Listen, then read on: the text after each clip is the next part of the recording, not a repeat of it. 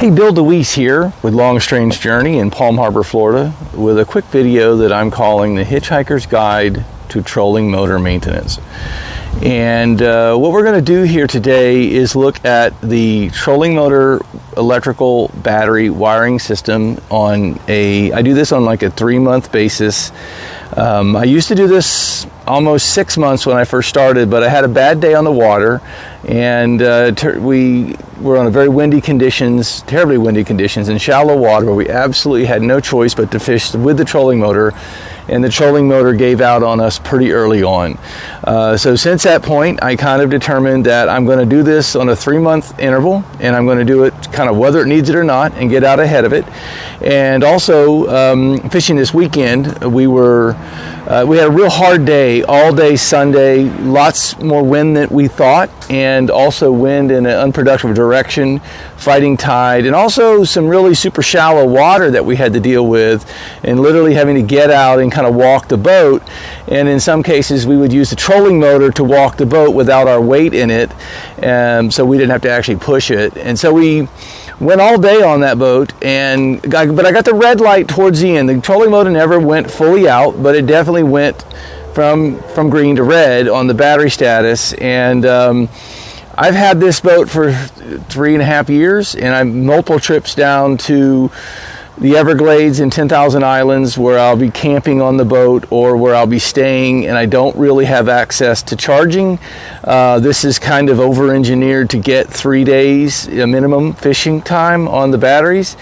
So we've done that numerous times, twice this year, but numerous times and of course, if you're in that mode, you're going to make decisions to use your power pole instead of your trolling motor for various things, so you preserve your battery.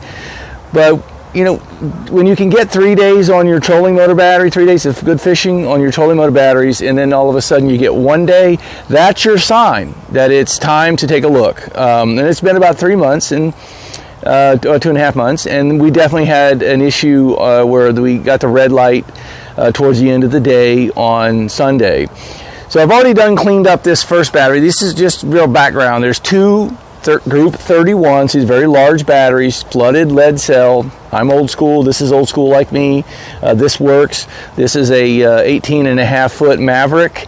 I actually appreciate the weight up here in the bow, so I have no need to go get lithium or any other type of battery technology for weight sake. So I'm very happy with this old school tech. It works really well. So I've got two Group 31 flooded cell lead acid batteries, and I'm using them in a configuration 24 volt working with a Motor Guide XI3. And so this is a completely closed system, so there's no highfalutin ACRs or there's no connection to the two starting battery systems in the rear. There's no umpty-ump $1,000 online battery maintainer system here. This is a very basic system, which makes it actually good for just at least discussing this. And then also it will, the two batteries are in series as a ladder. Grab the negative off the lower ladder, grab the positive off the lower ladder. You got 24 volts.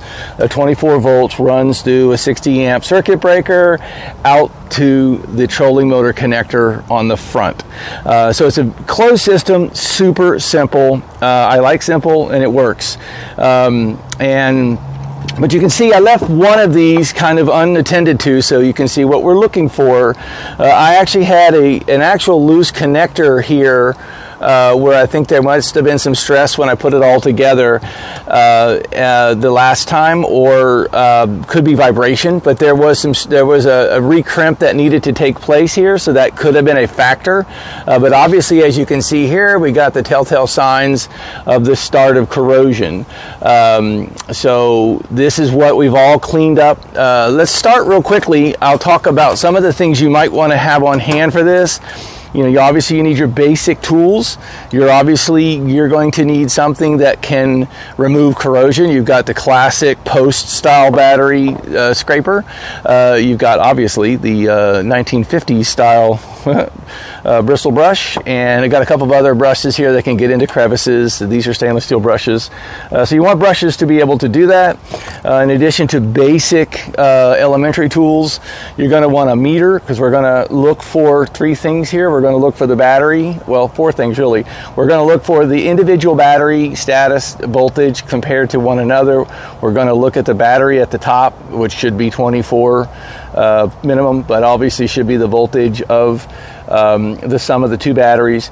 We're also going to look for a voltage drop between the posts on the top and the lower part of the ladder, 24 volts, and then what it looks like out here on the connector. And then lastly, what I have here is my original system had a dual bank charger in here, permanently mounted. This is a very wet space, which I understand they're waterproof, but it's also a space where you're throwing in anchors. I'm constantly throwing in a spare prop. I got all kinds of stuff in there, and I ended up literally, beating up my battery charger. So the last time we had that issue, the first time I had that issue, there was some corrosion going on here that could explain the lack of charge. The batteries weren't harmed, but they were not charging, and that's what we diagnosed that down to here in the driveway. So what I've done is I've put on top of my battery, each of these have a standard battery box and a standard battery box cover. On the front, I have a charging port, and that's wires into the battery, as this sits on top of there. And then I've got the standard new model Pro Sport. You got the NOCO, you got all kinds of brands for this brand. I've got one of these in the rear that's been going for forever, and this one actually is relatively new and replaced one that worked for 5 or 6 years.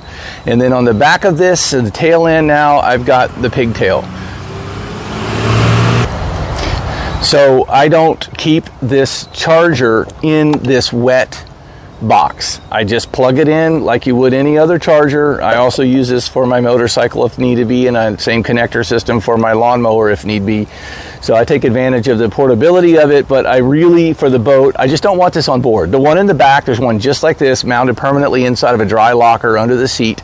That one's fine. Mounted on the wall, never gets hit with anything, never gets something thrown on it.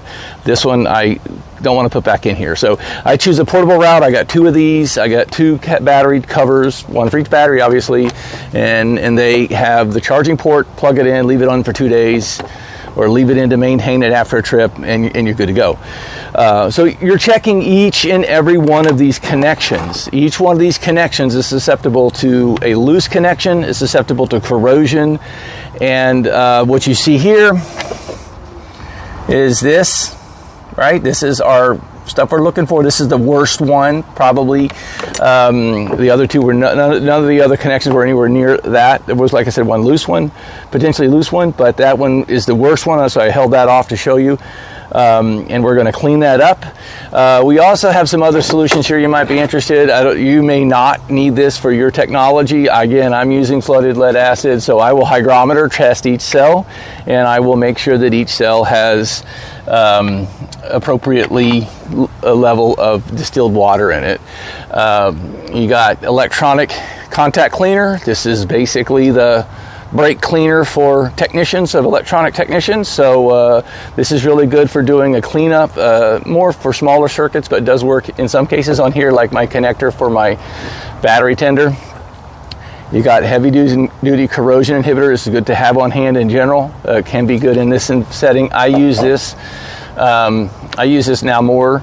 This is a NOCO NCP2 battery corrosion preventative. This is something you would spray on each terminal after you clean it, and after you're putting the whole thing down to go back to normal use. You can coat everything with that. Dielectric grease, another handy thing to keep water off of your contacts, especially contacts that are going to potentially get wet. And there is condensation that goes on in here, so dielectric grease for covering.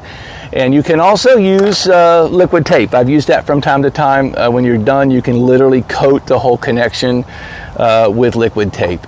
So that's an option. So what I'm going to do here is I'm going to clean my last connection. Now I recommend using an old scrap piece of lumber, right? You don't ever really kind of, I mean, my boat is old, but I still don't want to just sit there and hit the fiberglass with a wire brush.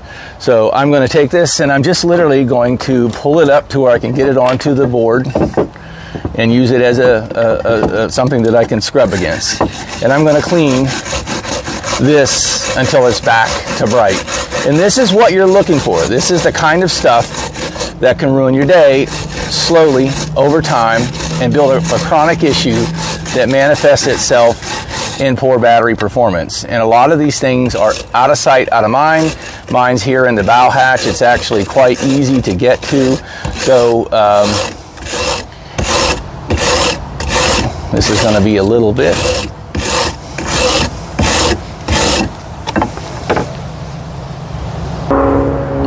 All right, so we've completed our cleanup. I did that offline so you wouldn't have to see 5 minutes of scraping. I've done a cleanup of the terminals, and we're going to now put this thing back together again.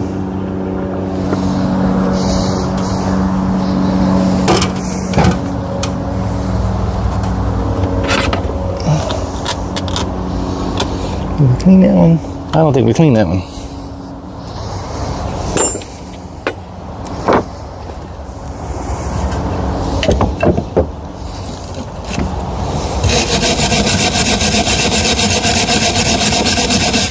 This one's not as bad as the other one, so it wouldn't take but a second.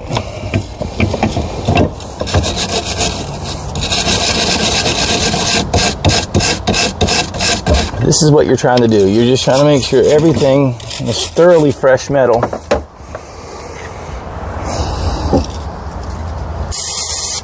Use some of that to displace any water and to blow off any dust.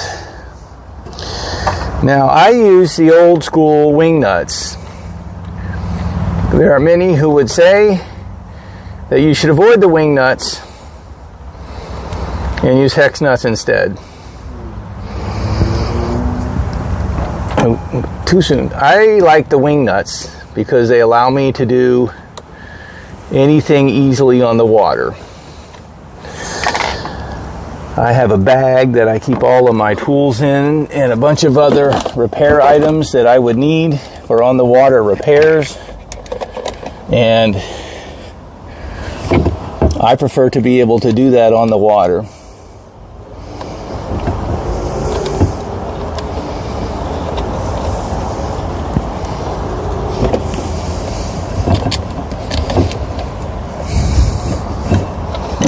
So I've gone ahead and brushed all these nuts to make sure everything is clean.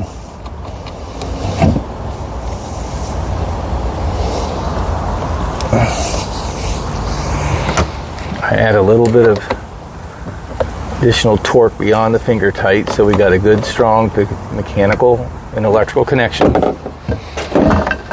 Now I give it a good coat of corrosion resistance. And I just do this, whether it quote unquote needs it or not, about every 3 months. I think I was a little late in doing this one. So now we'll take a look at some of the electrical measurements we want to make.